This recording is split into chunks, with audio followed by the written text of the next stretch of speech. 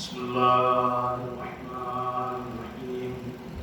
الحمد لله رب العالمين، الصلاة والسلام على أشرف الأنبياء والمرسلين سيدنا ونبينا وشفيع ذنوبنا أبي القاسم محمد اللهم صل على محمد وآل محمد وعلى آل الطيبين الطاهرين المعصومين المظلومين المنتخبين المنتدبين ولعنة الله على أعدائهم أجمعين. أما بعد، فقد قال الله تبارك وتعالى في كتابه المجيد وقوله الحق: بسم الله الرحمن الرحيم. ولا تحسبن الذين قتلوا في سبيل الله أمواتا بل أحياء عند ربهم يرزقون. صدق اللهم صل على محمد وآل محمد. اللہ نے انسان کو مدنی تب پیدا کیا ہے. اس کی فطرت میں رکھا ہے مدنیت کو. کیا مطلب ہوا اس کا؟ یعنی انسان اکیلا زندگی نہیں گزار سکتا. اگر انسان کو اکیلا چھوڑ دیا جائے یا اکیلا ہو جائے یا کر دیا جائے تو آپ دیکھتے ہیں کہ ڈپریشن کا شکار ہو جاتے ہیں بہت سے لوگ. یا آپ دیکھیں پرانے زمانے میں سزا دی جاتی تھی جس کا ناک باہر کر دو، یعنی کہ سماج سے طبقے سے باہر نکال دو ایسے آدمی کو. اور کیونکہ یہ اس کے لیے تکلیف دہ چیز تھی. اسی طرح آپ دیکھیں جب کسی کو سخت ترین سزا دی جاتی ہے، قید بامشقت جسے کہا جاتا ہے، تو اسے الگ سے رکھا جاتا ہے. وہ خود الگ رکھنا دوسرے تمام قیدیوں سے یہ خود اس کی جو ہے سزا ہوتی ہے. تو اللہ نے انسان کو جو پیدا کیا ہے وہ یہ اس طرح سے بنا ہے کہ وہ جامعہ میں سوسائٹی میں جو ہے وہ رہے. اگر الگ ہو جائے یا الگ کر دیا جائے تو اس کے لیے کوئی مشکل پیدا ہو جاتی ہے، وہ قابل برداشت نہیں ہوگا. یہ جو سوسائٹی ہے شروع سے اگر آپ دیکھو گے قدیم ایام سے، تو ویسے تو اس کی بہت سی قسمیں ہو سکتی ہیں، لیکن ہمیشہ سوسائٹی میں دو طرح کے لوگ رہے ہیں. ایک عوام ہے، پبلک جیسے، اور ان کی اکثریت ہوتی ہے. اور دوسرے جو ہیں وہ خواص کہلاتے ہیں، اسپیشل لوگ، خاص لوگ. یا یوں کہہ لوں کہ جن کا سوسائٹی میں کوئی اثر ہوتا ہے، اثر و رسوخ ہوتا ہے، بانفوذ لوگ، جن کی لوگ بات جو ہے وہ مانتے ہیں، جن کے پیچھے لوگ چلتے ہیں. آپ کوئی سی بھی کمیونٹی لے لیجیے، آپ کوئی سا بھی فرقہ اور مذہب لے لیجیے، انسانوں کا کوئی بھی گروہ لے لیجیے، ہمیشہ اس سوسائٹی میں اس طرح کے لوگ ہوتے ہیں. ایک عوام کا طبقہ ہوتا ہے اور ایک خواص کا طبقہ ہوتا ہے جو بااثر ہوتے ہیں، بانفوذ ہوتے ہیں. یہ جو بانفوذ لوگ ہیں، بااثر لوگ ہیں، جتنے بھی تاریخ میں واقعات گزرے ہیں، بڑی بڑی ٹریجڈی جتنی بھی گزری ہیں، جتنے بھی واقعات گزرے ہیں، ان میں خواص کا بڑا اثر ہوتا ہے. چونکہ ظاہر سی بات ہے ان کا جو ڈیسیزن ہوتا ہے، ان کا جو فیصلہ ہوتا ہے، عوام اس کو اوپر لے جاتی ہے. اب اگر انہوں نے اچھا فیصلہ لے لیا تو اچھا ہو جائے گا، اگر انہوں نے برا فیصلہ لے لیا تو برا ہو جائے گا. آپ تاریخ کی جنگیں دیکھ لیں، تاریخی واقعات دیکھ لیں، تاریخی انقلاب دیکھ لیں، اگر اس گروہ نے حماس میں اچھا فیصلہ کیا تو واہ واہ، اور اگر اس نے غلط فیصلہ لے لیا تو معاملہ جو ہوگا. تب واقع کربلا بھی تاریخ کا ایک اہم حصہ ہے. واقع کربلا بھی تاریخ کا ایک اہم حصہ ہے. اس میں بھی دونوں طرح کے لوگ ہیں، عوام بھی ہے، خواص بھی ہے. عوام بھی ہے، خواص بھی ہے. خواص جو بااثر لوگ ہیں دیکھنا یہ ہے کہ کربلا میں ان کا کیا رول رہا ہے، ان کا کیا کردار رہا ہے۔ بہت اہم بات میں آپ کی خدمت میں مختصر سے وقت میں پیش کرنا چاہتا ہوں، اور یہ اس لیے کہ ہمیں خود بھی سمجھنا چاہیے، ہمارے یہاں بھی عوام بھی ہے، خواص بھی ہے۔ تو واقعہ کربلا بھی اس سے اچھوتا نہیں ہے، اس میں بھی جو خواص ہیں ان کا کیا کردار رہا ہے۔ واقعہ اگر خواص اچھے ہوتے تو کیا واقعہ کربلا ہو سکتی تھی؟ کیا یہ واقعہ رونما ہو سکتا تھا؟ آئیے آج انہیں خواص کا جو کردار رہا ہے اس کے اوپر چھوٹی سی گفتگو کریں۔ ہم ان خواص کو دو حصوں میں بانٹ دیتے ہیں، خواص سے باطن اور خواص سے حق۔ آج جو ہے وہ خواص سے حق کی بات کر رہے ہیں۔ کچھ وہ لوگ جو بانفوس تھے، باثر تھے، وہ خواص سے حق، اور کچھ جو ہے وہ خواص سے باطن۔ تو خواص سے باطن کے بارے میں تھوڑی سی بحث جو ہے وہ بتایا۔ خواص سے باطن کو بھی دو حصوں میں کر لیتے ہیں، کربلا سے متعلق جو ہے کچھ وہ ہیں کہ جو امام کو حق مانتے تھے، خواص میں سے حق مانتے تھے، ان کی حقانیت کو ثابت کرتے تھے، لیکن انہوں نے امام کا ساتھ نہیں دیا۔ اگر وہ ساتھ دیتے تو کربلا اس طرح سے نہ یا کربلا نہ ہو۔ خواص نے اپنا کردار نہیں نبھایا، خواص سے باطن میں باطن ہے، لیکن اس میں کیا ہے کہ جو پہچانتے ہیں امام کو، ان کی حقانیت کو، امام کا ساتھ دیا۔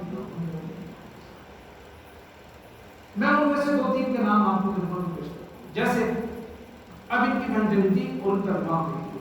جیسے عبداللہ بن برر جعفری، یہ والے وہ نہیں، یہ تعلیم کا دوسرا نام۔ امام حسین نکلے مکے سے، قصر مقاتل نامی ایک جگہ پہ پہنچے، آپ نے دیکھا خیمہ لگا ہوا ہے۔ آپ نے پوچھا یہ کس کا خیمہ ہے؟ کہا یہ عبداللہ بن برر جعفری کا خیمہ ہے۔ آپ نے کہا ذرا سے بلا کے بتاؤ، یہ کوفے کے بااثر لوگوں میں سے تھا، آپ نے کہا سے بلا کے بتاؤ۔ اب امام کا نمائندہ گیا، کبھی تمہیں امام بلاتے ہیں، اس نے کہا بھائی سو میں تو کوفے سے اسی لیے نکلا ہوں کہ امام کا سامنا نہ ہو، مجھے ان سے نہیں ملتا ہے، ان کا راستہ الگ ہے، میرا راستہ الگ ہے۔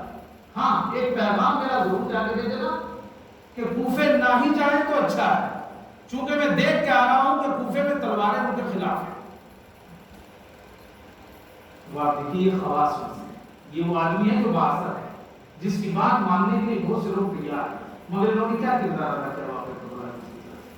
امام کو جب یہ خبر ملی تو امام خود گئے۔ اب آپ دیکھیں، امام خود گئے اس کے خیمے میں اور کہا کہ بھائی میں یزید کے خلاف نکلا ہوں، میرا ساتھ دو، اس کے ظلم و ستم کے خلاف قیام کیا ہے۔ کھڑا کہا میں نے تو ابھی کہلایا کہ مجھے سکون، آپ کا راستہ الگ، میرا راستہ الگ۔ امام نے کہا اگر تم نے میرا ساتھ دیا تو اب تک جو تمہارے گناہ ہوئے ہیں وہ بھی معاف ہو جائیں گے، تم سعادت مند ہو جاؤ گے۔ تو اس نے بڑا کہ مجھے یقین ہے اگر میں آپ کا ساتھ دوں گا تو سعادت مند ہو جاؤں گا، لیکن میرے اکیلے سے کیا ہوگا؟ میرے اکیلے سے کیا ہوگا؟ تو پھر کہتا ہے کہ ایسا کیجیے آپ، میرے پاس یہ بہترین گھوڑا ہے، یہ لے لیجیے، جنگ میں آپ کے کام آئے گا۔ میرے پاس بہترین گھوڑا ہے، یہ لے لیجیے، جنگ میں کام آئے گا۔ امام مسکرائے، آپ کہنا مجھے تمہارے گھوڑے کی ضرورت نہیں ہے، مجھے تمہاری ضرورت ہے۔ اس نے کہا کہ تم مجھے معاف کیجیے۔ تو امام نے آخر میں ایک وصیت اور نصیحت کی کہ اچھا پھر اگر ساتھ نہیں دینا چاہتے تو سنو، میں تمہیں وصیت کرتا ہوں، میری آواز استغاثہ اگر کوئی سنے اور اس پر لبیک نہ کہے تو اس کے لیے جہنم ہے، لہذا تم اتنے دور نکل جاؤ کہ تمہیں میری آواز استغاثہ نہ آئے۔ اور یہ ضرور تو آپ نے دیکھا خواص کا کردار کیا رہا۔ یہ وہ لوگ تھے جن کی باتیں سننے والے بہت سے لوگ ہیں، خواص میں سے ہے۔ اگر یہ امام کا ساتھ دیتا تو کتنے لوگ آتے؟ امام کو حق بھی مان رہا ہے، کہتا ہے کہ اگر آپ جو ہے اگر میں نے آپ کا ساتھ دیا تو سعادت مند ہو جاؤں گا، تسلیم بھی کر رہا ہے اس بات کو، مگر ساتھ نہیں دیا۔ وہ کہتے ہیں جب امام کی شہادت کی خبر ملی تو یہ شاعر بھی تھا بہت اچھا، اس نے بہت سے اشعار گئے اور اس نے کہا اے کاش میں نے اس وقت امام کی بات مان لی ہوتی تو آج میرے درجے جو ہے وہ بہت بلند ہوتے۔ تو کربلا کیسے واقع ہوگی، کبھی سوچا ہے؟ کربلا میں خواص کا کردار جو ہے وہ بہت ہی برا کردار ہے، اور یہ تو وہ حصہ ہے کہ جو یہ وہ لوگ ہیں کہ جو امام کو حق مانتے تھے۔ آئیے میں دوسرا نام آپ کے سامنے ہوں، عبداللہ ابن عمر۔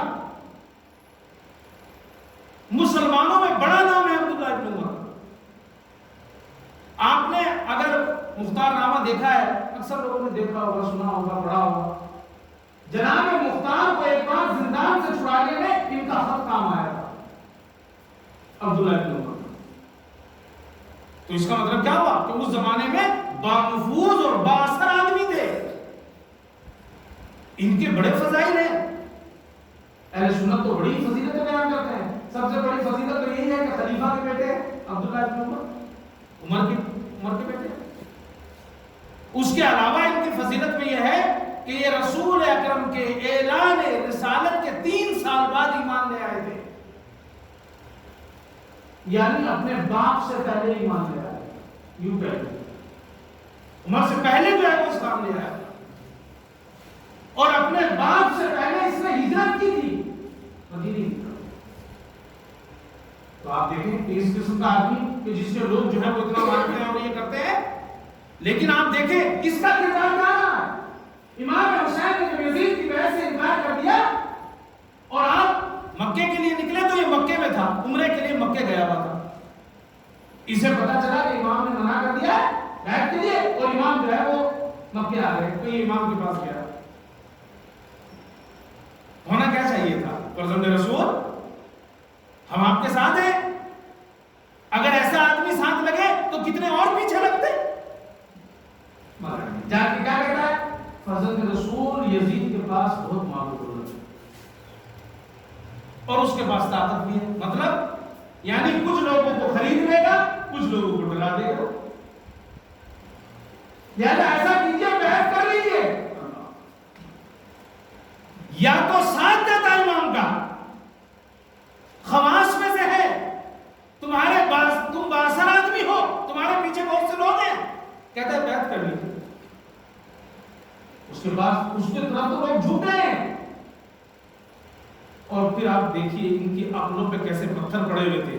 ایک مرتبہ پلٹ کے کہتا ہے، رسول کی حدیث سناتا ہے کہ میں نے رسول اکرم سے سنا ہے کہ جو حسین کو قتل کرے گا وہ ذلیل ہوگا، لہذا مسلمانوں کو ذلیل ہونے سے بچا دیجیے۔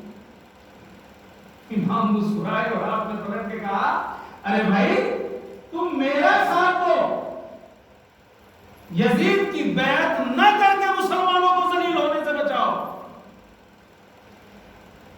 میرے بیعت کرنے سے وہ اگر مسلمان ذلیل ہونے، کمال کی بات ہے، یہ وہ تو اس کی بیعت نہ کرے تاکہ وہ ذلیل ہو۔ تو رسول کی حدیث بھی سنا رہا ہے، سارے کام کر رہا ہے، لیکن سمجھ رہا ہے امام حق پہ ہے مگر ساتھ نہیں دے رہا ہے۔ یہ خواص کا کردار رہا، اور آخر میں تو اس نے یزید کی بیعت بھی کر لی تھی۔ اس نے خود عبداللہ ابن عمر نے یزید کی بیعت کر لی تھی، اور بیعت کرتے ہوئے کہا اگر میرا فیصلہ صحیح ہے تو ٹھیک، اور اگر غلط نکلا تو بعد میں سوچوں گا کہ میں نے صحیح آدمی کی بیعت کی ہے کہ نہیں، بعد میں سوچوں گا۔ اچھا جب موقع ملا سوچنے کا اور سمجھنے کا، اس وقت کس نے بیعت نہیں مانی۔ امام حسین کی شہادت کے بعد جب مدینے کے کچھ لوگ گئے شام اور یزید کے حالات دیکھ کے آئے کہ یہ تو کتے اور بندروں سے کھیلتا ہے، یہ تو محرم سے زنا کرتا ہے، یہ تو کھلے عام شراب پیتا ہے، اور انہوں نے آ کے کہا اس کی بیعت نہیں کرتے۔ تو عبداللہ ابن عمر نے اپنے رشتہ داروں کو بلایا، اپنی اولاد کو بلایا اور کہا کہ بھائی تمہیں بیعت نہیں توڑنا ہے اس کی، تمہیں بیعت نہیں توڑنا ہے اس کی، ہم نے اللہ اور اس کے رسول کے کہنے کے اوپر بیعت کی ہے۔ اور جانتے پھر کہتا ہے میں نے رسول کی حدیث سنی ہے، روز محشر ایک خیمہ لگا ہوا ہوگا، اس میں کچھ لوگ بیٹھے ہوئے ہوں گے، کہا جائے گا یہ ظالم لوگ ہیں، پوچھا جائے گا انہوں نے کیا ظلم کیا ہے، کہا ان کا ظلم یہ ہے کہ انہوں نے بیعت توڑی ہے، اور بیعت توڑنا شرک کے بعد سب سے بڑا گناہ ہے، لہذا یزید کی بیعت نہ توڑنا، اور اگر کوئی بیعت توڑے گا تو اس کا مجھ سے کوئی رابطہ نہیں۔ یہ وہ عبداللہ ابن عمر ہے جس نے امیر المومنین کے ہاتھ میں بیعت نہیں کی اور آج اسے بیعت کیا کر دی. خواص کا یہ کردار رہا ہے. واقعہ کربلا کیوں ہو گیا؟ سوچنے کی چیزیں ہیں واقعہ کربلا کے اندر، بہت سی چیزیں. ہر آدمی نے اپنا کردار ادا نہیں کیا، خواص نے اپنا کردار ادا نہیں کیا، جو بااثر لوگ ہیں انہوں نے اپنا کردار ادا نہیں کیا. اور اس کی کیا بات کریں گے آپ؟ عبداللہ ابن عمر کی ایک جملہ کہہ دو، حجاج جیسے ظالم کی بیعت اس نے کی ہے جا کے. ڈر کے مارے، رات کا ٹائم تھا، سردی ہو رہی تھی، دروازے پر پہنچ گیا. تب کون ہے بھائی؟ عبداللہ ابن عمر، بہت بڑا نام. مسلمانوں نے آدھا دین لیا ہے اس سے. کون آیا؟ عبداللہ ابن عمر. پوچھو کیوں آیا اس وقت رات کے ٹائم؟ اس نے کہا بیعت کر دی. کہا تو صبح کو آ جائے. کہا نہیں، میں نے رسول کی حدیث سنی ہے کہ اگر کوئی بغیر امام کو پہچانے مر جائے اس کی موت جاہلیت کی موت ہوتی ہے. تو ایسا نہ ہو کہ مجھے صبح کو تک موت آ جائے، تو بیعت کرنا جو ہے وہ ضروری ہے. اچھا، اس نے وہی جملہ دہرایا، تو علی کی بیعت کیوں نہیں کی تھی اس کو؟ بلا ایسا ہوتا ہے آدمی ذلیل، سمجھ رہے آپ؟ ذلیل ایسے ہوتا ہے. بلایا، سردی کا ٹائم تھا، وہ کمبل یا جو بھی چیزیں اوڑھے میں لیتا ہوا تھا حجاج. جب یہ وہاں پہنچا، اٹھا نہیں، وہ کمبل سے اپنا پاؤں نکالا اور کہا چومو اور نکلو. کمبل سے اپنا پاؤں نکالا، کہا چومو اور نکلو، یہ ہو گئی تمہاری بیعت. یہ وہ خواص. کربلا کیسے واقع ہوگی؟ 60 سال بھی نہیں ہوئے، 50 سال رسول کو نہیں ہوئے. اور حالات ایسے ہو گئے چونکہ خواص نے اپنا کردار ادا نہیں کیا. جو لوگ بااثر تھے انہوں نے اپنا کردار ادا نہیں کیا اور حالات یہاں تک پہنچ گئے. ایک نام اور گناؤ، عبداللہ ابن زبیر. بڑا نام ہے، بااثر لوگوں میں سے ہے. پہنچ گیا مکے بھاگ کے. یزید جب بیعت کی بات آئی تو پہلے تو بھاگ کے مکے پہنچے. امام حسین مکے پہنچے. اچھا، اسے تو خود خلیفہ بننا تھا اور بعد میں اس نے اعلان بھی کیا اس کو خود خلیفہ بننا تھا. جب اسے پتا چلا کہ امام جو ہے وہ آئے ہیں تو یہ گیا ان کے پاس. او فرزند رسول آپ آ گئے ہیں اور آپ مکے میں رہیے. اس نے تو لوگوں کی بھیڑ جب دیکھی امام کے نزدیک تو اسے لگا کہ بھائی میرا پتہ تو گیا، اگر یہاں امام رہ گئے تو میری بیعت کون کرے گا. لیکن ظاہر کیا آپ ہی قاضی صاحب جو ہے وہ، مگر اندر یہی چلا تھا کہ کسی طرح سے کربلا جائے اور قتل ہو جائے تاکہ میرا راستہ کھل جائے. عبداللہ ابن زبیر جیسا آدمی جو اتنا بااثر ہے مگر امام کا ساتھ دینے کو تیار نہیں کہتا کہ چلیے ہم بھی آپ کے ساتھ ہیں، ہمارے ساتھ جو لوگ ہیں وہ بھی آپ کے ساتھ ہیں. اسے فرزند نامبارک کہا گیا ہے عبداللہ ابن زبیر کو. یہ زبیر کا بیٹا تھا. جانتے ہیں زبیر کون تھا؟ زبیر ایک زمانے میں امام علی کے شدید ترین چاہنے والوں میں سے. جب شہزادی کے گھر کا دروازہ جلایا جا رہا تھا اس وقت امام علی کے گھر کے اندر جو لوگ بیٹھے ہوئے تھے اس میں سے ایک زبیر تھا. جب امام علی نے کہا کل کون میرا ساتھ دینے کے لیے آ سکتا ہے، فلاں چوراہے پہ سر منڈا کے کھڑا ہو جائے، میرا ساتھ دے گا کوئی خلافت کے معاملے میں؟ تو 5 لوگ آئے تھے، ان میں سے ایک زبیر تھا. لیکن امام کہتے ہیں کہ نہج البلاغہ میں کہ جب سے اس کا یہ بیٹا پیدا ہوا اس وقت سے اس نے ہم سے جو ہے وہ جدا کر دیا اس کو. چونکہ جنگ جمل میں آپ دیکھیں 62 آدمی تھے، لوگ کتنے تھے. جنگ جمل جو ہوئی تو اس میں آپ نے زبیر کو کچھ نصیحت کی امیر المومنین نے، اس کی کچھ سمجھ میں آیا تو بیٹا بولا اچھا، علی کی تلوار سے ڈر گئے اور اپنے باپ کو ہی مروا دیا اس نے. عبداللہ ابن زبیر رسول اکرم نے پیشین گوئی کی تھی کہ قریش کا ایک آدمی مکے میں قتل ہوگا جس کے گناہ دنیا کے گناہوں کے برابر ہوں گے. یعنی جتنے بھی لوگ ہیں سب کے گناہوں کے برابر اس کے جو گناہ ہوں گے. اور یہ روایت خود جو ہے عبداللہ ابن عمر نے بھی بیان کی ہے اور عثمان نے بھی یہ بات کہی ہے. جب اس کو گھیر لیا گیا تو عثمان کو قتل کرنے کے لیے تو لوگوں نے کہا کہ بھائی تم مکے بھاگ جاؤ.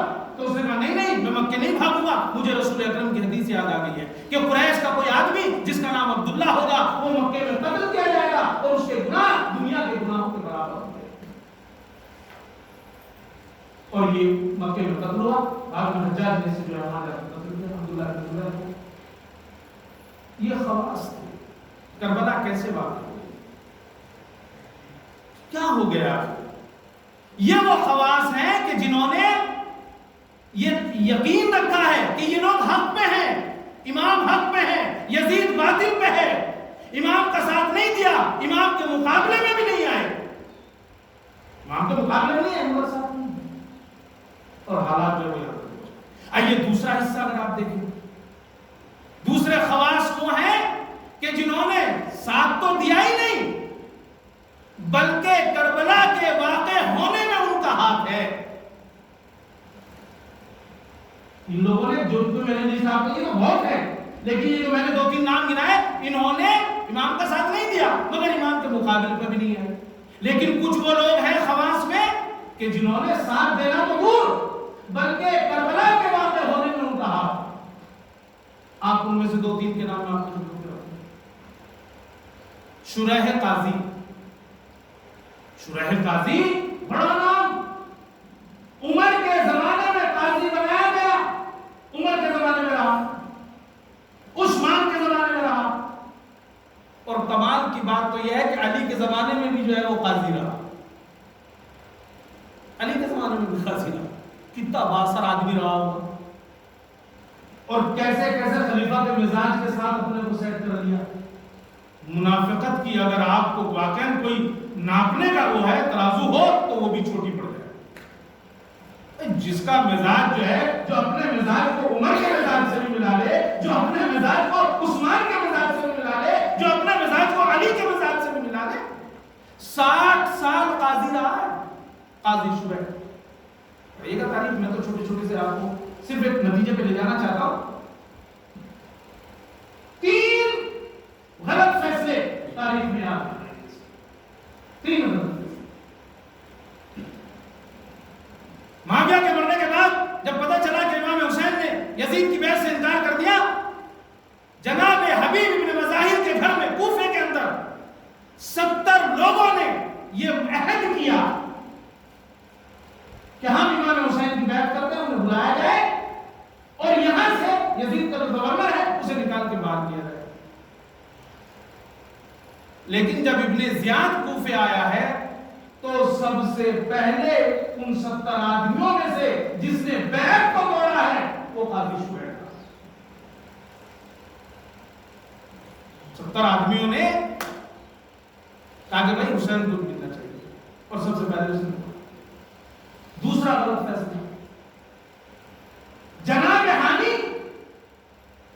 کو جب ابن زیاد نے بلوایا تو جناب ہانی کی ایک حیثیت تھی، ہزاروں کے قریب تو خود ان کا بڑا قبیلہ تھا. آج جب ان کے روزے پہ جائیے تو کچھ چیزیں وہاں لکھی بھی ہیں کہ بڑا قبیلہ تھا، 1000 کے قریب تو خود کی فوج تھی ان کی. جب ہانی کو بلوایا ابن زیاد نے تو ان میں آپس میں کچھ بحث ہوئی تو ابن زیاد نے پہلے تو چھڑی ماری جس سے ان کے دانت آنکھ شہید ہوئے، اور اس کے بعد جو ہے وہ ضرب و ستم بھی کر تو مجھے مارتا ہے. اور ہانی بھی چونکہ مضبوط، ان کی پشت بھی مضبوط تھی، اتنے لوگ ان کے پیچھے تھے، انہوں نے بھی تلواریں وغیرہ نکالی، مگر وہاں دارو ہمارا کے اندر جو معاملہ ہوا تھا اس نے اٹھا کے زندان میں ڈال دیا. کافی دیر ہو گئی جب ہانی باہر نہیں آئے تو ان کے قبیلے والوں نے دارو ہمارا کو گھیر لیا. ہانی کو باہر نکالو. ابن زیاد ڈر گیا، ابن زیاد ڈر گیا. اب کیا؟ اب ایسے میں کس کا سہارا ہے؟ اس نے قاضی شریح کا سہارا لیا، اس کو بلایا. چونکہ اس کی تو داڑھی بھی بڑھیا نہیں ہوگی، چہرے سے جو ہے وہ زہد بھی ٹپک رہا ہوگا، ہو سکتا ہے پیجامہ بھی جو ہے وہ اونچا ہو اور کرتا بھی جو ہے وہ لمبا ہو، داڑھی بھی جو ہے بڑی بھی ہو. یہ میرے جملے ہیں، تاریخ کے تو نہیں ہے. شاید بار بار داڑھی پہ ہاتھ بھی پھیرتا ہو. ایسے لوگوں کا پیسے یہ سب ہوتا ہے. اب جب تقدس والا چہرہ لے کے آئے گا سامنے اور ابھی آیا وہاں، کیا بات ہے؟ کہانی کا ہے، بات کیوں نہیں آتے؟ تم کیوں پریشان ہوتے ہو؟ ہانی ابن زیاد سے بیٹھے ہوئے باتیں کر رہے ہیں، بات ختم ہو گیا جائے، تم کیوں پریشان ہو؟ اب ایسے آدمی نے ایسی بات کہی اور نتیجہ کیا ہوا؟ نتیجہ یہ ہوا کہ وہ جو دارو ہمارا کو جنہوں نے گھیرا تھا انہوں نے سوچا اس کا مطلب اور اس کے بعد ابن زیاد نے جناب ہانی کو قتل کر دیا۔ یہ وہ شریح قاضی جو بااثر لوگ ہیں، بانفوذ لوگوں میں سے ہیں، جس کی بات کے اوپر لوگ بھروسہ کرتے ہیں۔ امام کا ساتھ دینا تو دور، واقع کربلا کے واقع ہونے میں ان لوگ کا ہاتھ۔ تیسرا غلط فیصلہ جو تاریخ میں ملتا ہے کہ اس نے قتل امام حسین کا فتویٰ دیا۔ اب ظاہر سی بات ہے جو عمر کے ساتھ بھی صحیح رہے، جو عثمان کے ساتھ بھی صحیح ہو جائے، جو علی کے ساتھ بھی اپنے کو ایڈجسٹ کر لے، اس سے کیا امید رکھ ہو گیا؟ اب اس نے ابن زیاد کا پکڑ لیا اور یزید کو پکڑ لیا اور قتل حسین کو۔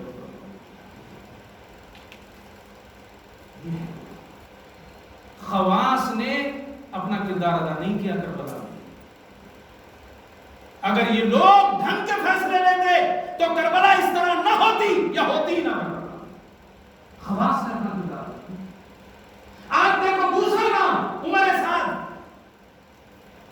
عمر سعد سعد بن ابی وقاص کا بیٹا ہے۔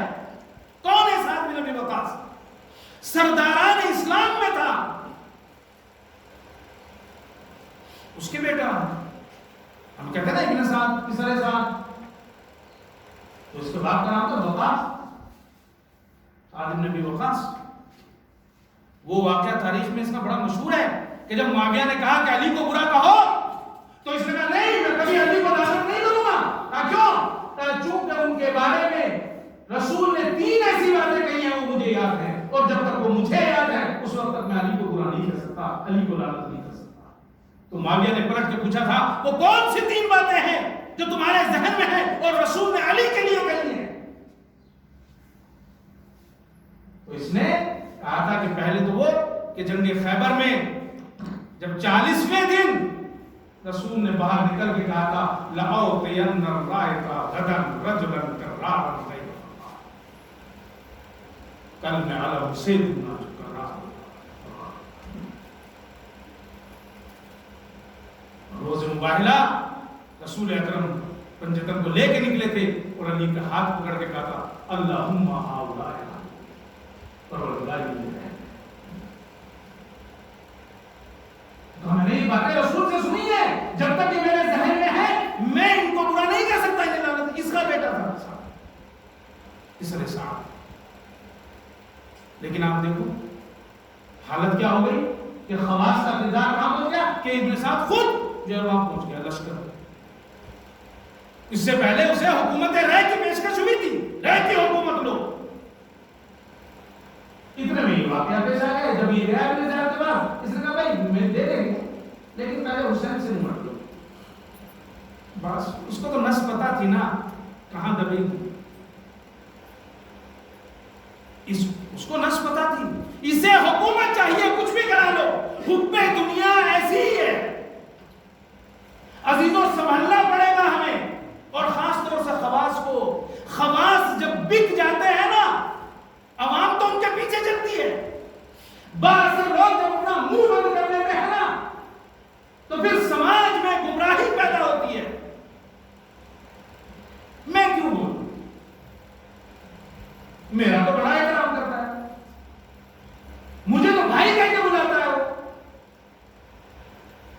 بس وہ خوش ہے۔ تو بھائی پہ خوش ہو جائے تو حکومت رائے کا کیا ہوگا؟ اگر کسی کو حکومت رائے مل رہی ہو وہ اس کا تو پھر تجھے تو بڑے مقام ہے۔ میں کبھی کبھی واقعی سوچتا ہوں اللہ تعالیٰ لاکھ لاکھ شکر ہے تو نے حسین کے زمانے میں پیدا نہیں کیا۔ حکومت رائے کی تو دور کی بات، ہم لوگ تو گیہوں کے ایک دانے پہ بک جائیں۔ ہم تو نہیں کہہ سکتا، میں اپنی بات کروں گا، ہم کہوں گا تو کل کو کہو گا جیسا تم بھی پڑھو۔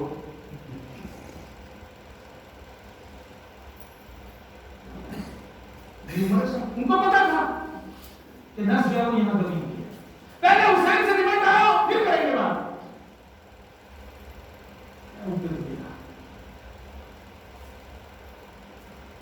اچھا پڑھی لو ایک سلوات کیا جا رہا ہے؟ اللہم صلی علی محمد۔ یاد رکھنا میں کہاں ہوں، چونکہ ہو سکتا ہے میں بھولا۔ وہ جناب عیسیٰ ایک راستے سے گزر رہے، اپنے کچھ ساتھی ان کے ساتھ تھے، گاؤں سے جب گزرے تو دیکھا سارے آدمی مرے پڑے۔ جناب عیسیٰ نے کہا یار یہ بیماری سے تو نہیں مرے، یہ عذاب ہے. چونکہ ایسا تو نہیں ہوتا کہ سارے، اگر ایسا ہوتا تو کچھ لوگ دفن ہوتے، کچھ لوگ جو رہتے باقیوں کو دفن کرتے. تو یہ سب ایک ساتھ مرے، اس کا مطلب کوئی عذاب آیا. تو لوگوں نے کہا کہ ہاں لگتا تو ایسا ہی ہے، اور آپ تو مردوں کو زندہ کرنے والوں میں سے ہو. پوچھو نا کسی ایک سے، کسی ایک کو بلاؤ، پکارو، دیکھیں کیا جواب ملتا ہے. پوچھو تو صحیح ہوا کیا ہے. جناب عیسیٰ نے اللہ سے کہا پروردگار میں چاہتا ہوں کہ ان سے ذرا سی بات کروں. کہا ہاں بات ہو تھوڑی سی، ایک بلندی پر جاؤ، آواز دو، تمہاری آواز کو لگ بیٹھتے ہیں. جناب عیسیٰ ایک ٹیلے کے اوپر گئے اور انہوں نے آواز دی. ایک بولا السلام علیکم یا روح اللہ، آپ پر ہمارا سلام ہو. آپ نے کہا سلام تو بات ہوگا، یہ میرے جملے ہیں، آپ اس کو ادھر نہ جوڑیے کہ بھائی سلام کا نام تو ٹھیک ہے، یہ بتاؤ ہوا کیا ہے. انہوں نے کہا سوئے تو ہم صحیح سے تھا، صبح کر تو صحیح تھے، اور اس کے بعد جو ہم سب حاویہ میں ہیں. کہ یہ حاویہ کیا ہے؟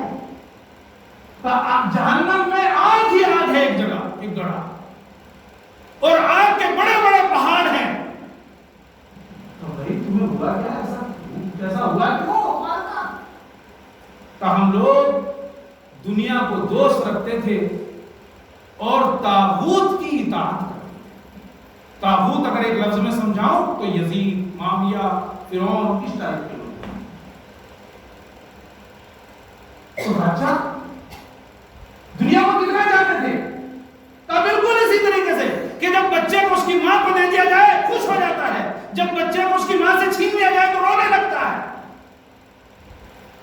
ہمیں بھی دنیا مل جاتی تو خوش، دنیا ہم سے چلی جائے تو ہم لوگ رونے. اور طاغوت کی کتنی اطاعت کرتے تھے، طاغوت کی اتنی اطاعت کرتے، جو بھی وہ کہتا تھا اس کی پیروی کرتے تھے، اس کی بات جو ہم مانتے. اللہ نے ہمیں سزا میں مبتلا کیا. تو آپ نے پلٹ کے پوچھا بھائی تو ہی کیوں بولا اتنوں میں، بھائی تجھے کیسے اجازت ملی؟ سب تو ان میں سے آخر تو کیوں بولا؟ اس نے کہا نہیں میں ان میں تھا ضرور، میں رہتا انہی میں تھا، مگر میں وہ نہیں کرتا تھا جو وہ کرتے تھے. اس کا مطلب یہ ہے کہ گنہگاروں کے درمیان میں اگر خود آپ گناہ نہیں کرتے اور رہ رہے ہو، لیکن اگر عذاب آئے گا تو اس میں شریک تو ہو ہی سکتے ہو. اسی لیے تو امر بالمعروف اور نہی عن المنکر رکھا ہے. اور کہا صاحب میں بھی اس وقت بڑی بری حالت میں ہوا. کیوں؟ کہا مجھے بھی ایک بال سے پکڑ کے لٹکا رکھا ہے، ہر وقت ڈر لگا رہتا ہے کہ کب بال ٹوٹے اور کب میرے کو جان ملے. اور اس کا عذاب یہ ہے کہ حاویہ آپ لٹکے اٹھتی دوست چاہوں. تو ہمارے ساتھ کو تو حکومت رہ مل رہی تھی بھائی، اور اب اس نے جب کہا کہ بھائی پہلے حسین سے نپٹو پھر دیکھا جائے گا. اب آ گیا کربلا میں، اور آ گیا کربلا میں کس حد تک پہنچ گیا؟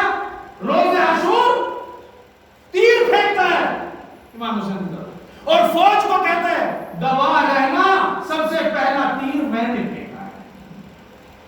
جبکہ امام نے کہا تھا کہ رہ کی حکومت کا تمہیں دانا بھی نصیب نہیں ہوگا، تمہیں نہیں ملے گا، مگر نہیں مانا.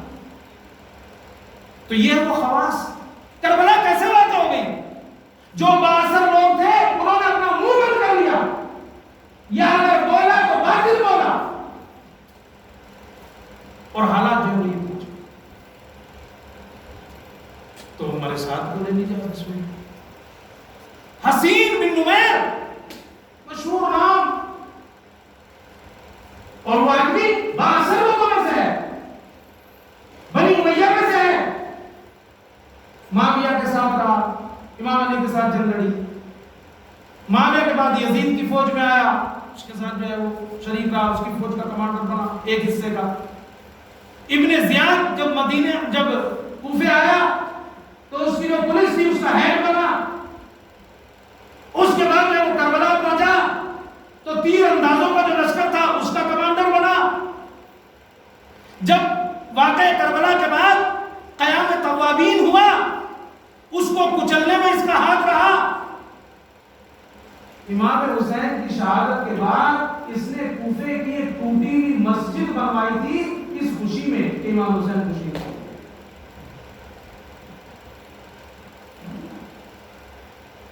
کچھ اس طرح خوشی مناتے تھے لوگ حسین کی شادی،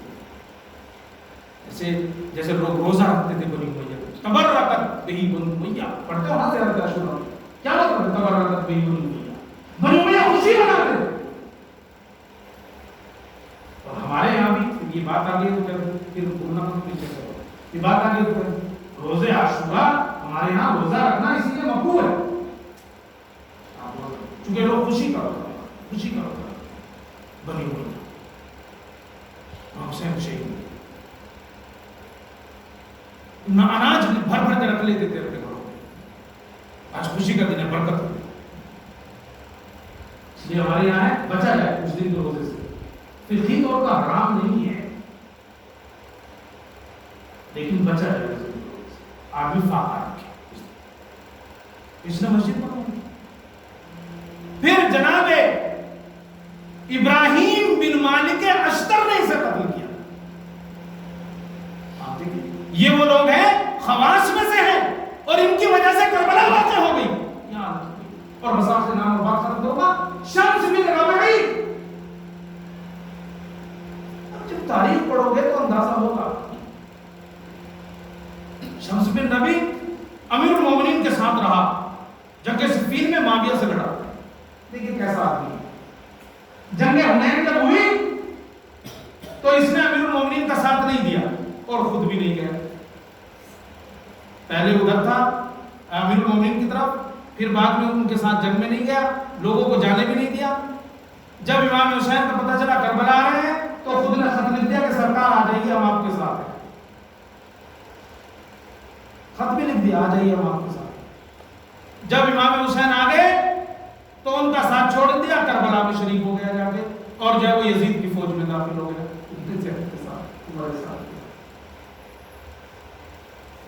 اور پوچھا جاؤ تو دوسری اگلا جملہ کدھر تھا؟ یزید کی طرف، عمر سعد کے ساتھ.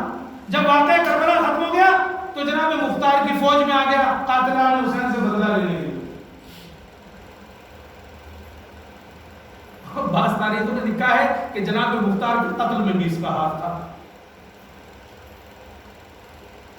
یہ ایسے ایسے لوگ کربلا کیسے ہو گئی بھائی؟ کبھی سوچیے ان چیزوں کو.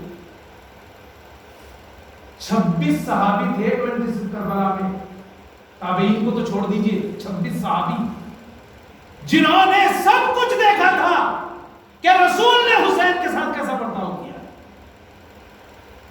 کیا ہو گیا؟ اس کی ایک وجہ یہ ہے کہ خواص نے ساتھ نہیں دیا. جن کے پیچھے لوگ تھے انہوں نے اپنا منہ بند کر لیا. عزیزو، پیغام کیا ہے آج کی مجلس کا؟ پیغام یہی ہے خواص کا بڑا کردار ہوتا ہے. انہیں دیکھنا ہوگا کہ ہم کس طرف کھڑے ہیں، حق کی طرف کی بات نہیں. بڑے پیمانے پر نہیں، چھوٹے پیمانے پر نہیں. ہماری کمیونٹی میں کتنے لوگ ہوتے ہیں کہ جو بااثر ہوتے ہیں، جن کی بات لوگ سنتے ہیں مگر وہ اپنا دامن سمیٹے ہوئے بیٹھے رہتے ہیں. میں کیوں کروں؟ مجھے تھوڑا کیا نام، میری تو بڑی عزت کرتا ہے، مجھ سے کیا مطلب ہے؟ اور جس کا نتیجہ یہ ہوتا ہے وہ غلط پٹری پہ چلنے شروع ہو جاتے ہیں لوگ، اور پھر اس کا سمیٹ.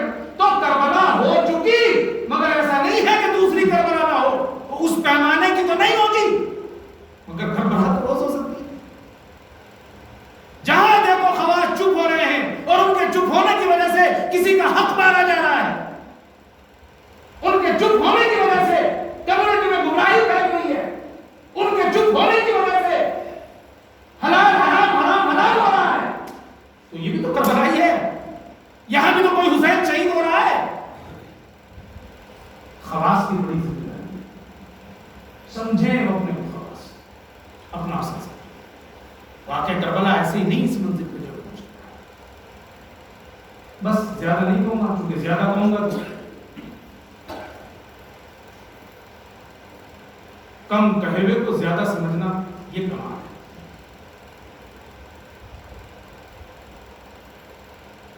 ویسے تو آپ جانتے ہو میں تو آپ کا دوست ہوں، ہوگا تو میرے لیے دوسرا گھر ہے. لیکن ایک عام میسج ہے، میں کسی کو بولوں گا ایک عام میسج ہے، میں تو بہت جانتا نہیں، ایک عام میسج سمجھیے اپنی بات، اور خاص طور سے خواص سمجھیں کہ ہم جو بول رہے ہیں ہم جو کر رہے ہیں یا ہماری جو چپی ہے وہ حق پہ ہے کہ باطل پہ؟ ورنہ عزیزو کربلا ہر روز ہوگی. اور یہاں تک پہنچ جاتا ہے کہ کربلا میں شبیہ رسول جو ہے وہ ہے جناب رسول کی شبیہ، بولنے میں چلنے میں سب رسول کی شبیہ. اور نتیجہ کیا ہوتا ہے؟ جناب علی اکبر سے اذان دلوائی ہے. کیوں دلوائی ہے؟ بہت اچھی آواز تھی. ہم لوگ کہتے ہیں کہ جوانوں کو متوجہ کرنے کے لیے ٹھیک ہے، ایک چیز کے بہت سے ریزن ہو سکتے ہیں، مگر ایک ریزن یہ بھی ہے کہ جناب علی اکبر رسول سے مشابہت ہے. صرف صورت ہی نہیں، رفتار، گفتار، بولنا. ہم جب اذان سنیں گے صبح کو ایسا لگے گا ارے رسول آ گئے. یہ تو رسول کا لہجہ ہے، اس لیے کہ ہر ایک کا اپنا ایک لہجہ ہوتا ہے، پہچان لیتا ہے. آپ نے دیکھا نہیں وہ بوڑھے صحابی نے جب شہزادی زینب خطبہ دے رہی تھی تو کیا کہا تھا؟ کیا قیامت آ گئی؟ کیوں؟ علی کی آواز سن رہا ہوں، علی کی آواز سن رہا ہوں. شہزادی زینب علی کی آواز سن رہی. جناب علی اکبر سے اذان دلوائی گئی، سنو کسے قتل کرنے کے لیے آئے ہو؟ یہ شبیہ رسول. اللہ کہتے ہیں بوڑھے کو، ایک بوڑھا مدینے آیا اور اس نے آ کے کہا کہ مجھے رسول سے ملنا، جبکہ رسول کا کی وفات کو بھی کافی ٹائم ہو چکا تھا. چونکہ اس زمانے میں اس طرح تو خبریں تھی نہیں اس طرح سے پھیلنے والی. ابھی تو آپ جانتے ہیں خبریں کس طرح پھیلتی ہیں. ادھر ابھی سانس نکلی بھی نہیں اور لکھ دیا پورا مر. چاہے بعد میں اسے سانس بھی آ جائے یار تھوڑا سا تو رحم کر دے گا، 2 منٹ تو ہوگا. میں نے کہیں حالت اعتذار میں کے احکام میں یہ نہیں پڑھا کہ فوٹو پردے سے کھینچ کے بیچ دے. اس کے دوسرے احکام ہیں، اس کو قبلہ رخ کر دے، اس کے جو ہے وہ کوئی قرآن کی کوئی آیت پڑھ لے، کچھ کر لے. لیکن یہ اتنا فاسٹ زمانہ تھا تو اس وقت ایسی خبریں تھی نہیں. مدینے آیا، مجھے رسول سے ملنا ہے. رسول کو تو زمانہ ہو گیا کہ ہاں میں تجھے ایک ایسی جگہ لے کے چلتا ہوں کہ اگر تو اسے دیکھے گا تو سمجھ لینا کہ بس رسول ایسے ہی ہے. کہتے ہیں اس وقت جناب علی اکبر جو ہے وہ چھوڑے لایا حسین لایا. امام جو ہے وہ جناب علی اکبر ہو گئی. اس وقت یہ جناب علی اکبر اس نے ہاتھوں کو اٹھا کر الحمدللہ ایسے رسول. پتہ نہیں تاریخ نے جملہ لکھا ہے کہ امام حسین نے ایک سوال کر دیا، پتہ نہیں کیوں کیا اور پتہ بھی ہے کیوں کیا. امام حسین نے ایک سوال کہ اگر تمہارا کوئی ایسا بیٹا ہو اور اس کے پاؤں میں کوئی کانٹا لگ جائے تو تمہیں کیا ہوگا، تمہارا کیا حال ہوگا؟ میرا ایسا بیٹا ہو اس کے پاؤں میں اگر کانٹا لگ جائے میں اسے برداشت نہیں کروں گا، میں اپنی آنکھ میں تیر لگنا جو ہے وہ برداشت کر لوں گا، پاؤں میں کانٹا لگنا میرا بھی یہ بیٹا اس کے سینے میں جو ہے وہ بچے. امام نے بتایا خوبصورتی جناب علی بس. ایک عیسائی عورت نے جب نیزے پہ جناب علی اکبر کے سر کو دیکھا تھا تو اس نے ہاتھوں کو اٹھا کے کہا تھا پروردگار اس جوان کی ماں زندہ نہ ہو. جوان کی ماں اس نے پلٹ کے کہا کیوں بددعا کر رہی ہے اس کی ماں کو؟ اس نے میرا کیا بگاڑا ہے؟ نہیں، جب ہم نہیں دیکھ پا رہے ہیں اس کو تو اس کی ماں کے اوپر کیا گزری ہوگی، اس کی ماں کے اوپر کیا ہوگی. بس عاشور اب ایسا جوان جو ہے وہ امام حسین بھیج رہے ہیں، کہتے ہیں بھیج رہا ہوں اس کو جو صورت میں، سیرت میں، اخلاق میں، کردار میں تیرے رسول کے جیسا پوچھا ہے. اجازت مانگی، کہتے ہیں کہ کہا بیٹا اجازت ہے جاؤ. اب اس میں بحث میں مت پڑی کہ پہلے شہید تھے کہ آخری شہید تھے، شہید تو سبھی ہوئے ہیں، بس اس بحث میں مت پڑی. کہتا ہے کہ اجازت بھی نے کہا لیکن بیٹا جاؤ پہلے اپنی ماں سے اجازت لے آؤ. ماں سے جناب لیلا سے اجازت لینا بھی بڑا مسئلہ تھا. کیسے ماں سے اجازت مانگو. جب گئے ہیں مگر دیکھا ماں جو ہے وہ مصلی کے اوپر ہے. نے کہا مادر گرامی اس وقت کون سی نماز پڑھ رہی ہے؟ کہا بیٹا میں مصلی میں بیٹھی ہوں کہ جب مجھے تمہاری شہادت کی خبر ملے تو میں پہلے سجدے شکر کروں. ماں آپ نے تو میرے مشکل آسان کر دی. میں تو سوچ رہا تھا جانے پاسے گھروں کیسے ملے گی. بیٹا میں بیٹھی ہوں تاکہ جیسے ہی خبر شہادت ملے میں سجدے شکر کروں. اللہ اکبر. پتہ باہر نکلے بابا جان اجازت لے لی ماں سے. بیٹا تم نے اپنی دوسری ماں زینب سے اجازت لی کہ نہیں؟ عزیزو جناب زینب سے اجازت لینا آسان تھا, جناب زینب سے اجازت لینا بڑا مشکل تھا. اس لیے کہ جناب زینب نے ہی جناب نیکبر کو پالا تھا. انہوں نے آپ کی پرورش کی, انہوں نے آپ کی پرورش کی. کیسے اجازت لے؟ ایک بتاؤ خیمے میں گئے, کہتے جناب زینب کے سامنے بیٹھے اور کہا بابا جان آج میں ایک مسئلہ پوچھنا چاہتا ہوں آپ سے. کہا بیٹا ایسے حالات میں کیسا مسئلہ پوچھنا چاہتے ہیں؟ کہا نہیں اس کا جواب آپ ہی دے سکتے, اس کا جواب آپ ہی دے سکتے. یہ بتائیے آپ زیادہ بہتر ہے یا میری دادی فاطمہ؟ بیٹا یہ بھی کوئی پوچھنے کی بات ہے؟ ماں فاطمہ یہ بتائیے آپ کا بیٹا زیادہ افضل ہے یا فاطمہ کا بیٹا؟ بیٹا یہ بھی کوئی پوچھنے کی بات ہے؟ شہزادی کا بیٹا زیادہ افضل ہے. تو پھر یہ بتائیے اگر آپ کا بیٹا بچ جائے اور شہزادی کا بیٹا جو ہے وہ مار دیا جائے تو آپ کیا جواب دیں گی؟ یہ سن رہا تھا شہزادی کا بیٹا اکبر میں سمجھ گئی تم کیا کرنا چاہتے ہیں. بیٹا اکبر تم نے میری ماں کا نام لے کے اجازت مانگی ہے, جاؤ میں نے تمہیں اجازت دی. عزیزو جناب اکبر کی خصوصیات میں سے یہ ہے کہ صرف آپ جب خیمے سے نکل رہے تھے تو یہ عالم تھا خیمے کا پردہ کبھی گرتا تھا کبھی اٹھتا تھا. ارے ایک بیوی سے جو ہے وہ رخصت ہو رہے. اللہ اکبر آئے اور امام سے اجازت لے کے پھر جب چلے اسے ایک وصیت کی ہے. امام حسین نے کہا بیٹا جب تک میرا اور تیرا آمنا سامنا ہے مڑ کے دیکھتے بیٹا مڑ کے دیکھتے رہا. اللہ اللہ جناب علی پر چلے کہتے ہیں کہ پیچھے سے قدموں کی آواز سنی, مڑ کر دیکھا بوڑھا باپ چلا ہے.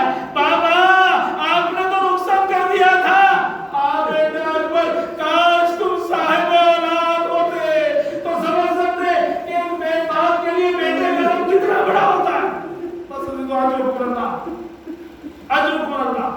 کہتے ہیں کہ جناب اکبر میدان میں آئے جنگ کی اور عزیزو ایک نیزہ جو ہے وہ آپ کے سینے میں جو ہے وہ بے بس آپ گھوڑے پہ نہ سمجھتے کہ زمین پہ آئے. جب بھی کوئی شہید ہوتا تھا امام کو مدد کے لیے بلاتا تھا, لیکن جناب علی اکبر نے کہا بابا آپ پر میرا آخری سلام ہو. آپ نے ایسا کیوں کہا؟ اس لیے کہ علی اکبر جانتے تھے ارے حسین اکیلے رہ گئے ہیں, میری لاش نہیں اٹھا پائیں گے. اللہ اللہ امام حسین نے سنا. ایک مرتبہ آگے آگے بڑھے اور آواز دیتے جاتے تھے این این علی اکبر, این این علی اکبر. اے میرے بیٹا اکبر کہاں ہو؟ ارے مجھے دکھائی نہیں دیتا, میری بینائی چلی گئی ہے. آواز دو تاکہ میں تمہاری آواز کے سہارے تم تک پہنچوں. اشرف اللہ امام حسین جناب اکبر کے نزدیک پہنچے اور ایک مرتبہ آپ نے کہا بیٹا اکبر ایک میری آخری بات سنو. بیٹا میں چاہتا ہوں تمہیں خیمے میں لے کے جاؤ. ایسا کرو میں بوڑھا ہو چکا ہوں, بیٹا میں نے بہت جنازے اٹھائے ہیں, میری ہمت جواب دے گی. ایسا کرو اپنے دونوں ہاتھوں کو میرے گلے میں ڈال دو تاکہ میں تمہیں خیمے کی طرف لے کے جاؤں. روایت کہتی ہے جناب علی اکبر نے ایک ہاتھ گردن میں حمایل کیا تو جناب امام حسین نے کہا بیٹا دوسرا ہاتھ کیوں نہیں ڈالتے؟ دیکھا دوسرا ہاتھ سینے میں ہے. بیٹا سینے سے ہاتھ کیوں نہیں ہٹاتے؟ بابا آپ نہیں دیکھ پاؤ گے. بیٹا ارے میں صابر باپ ہوں. اللہ اللہ جیسے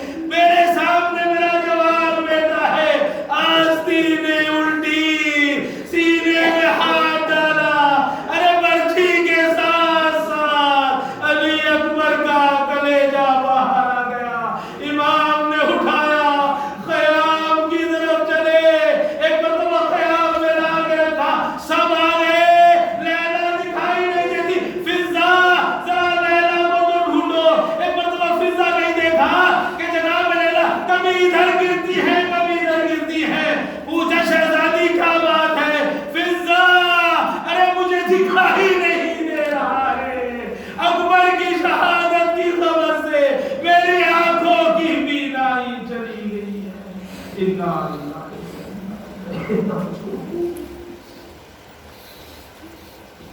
بولے ایمان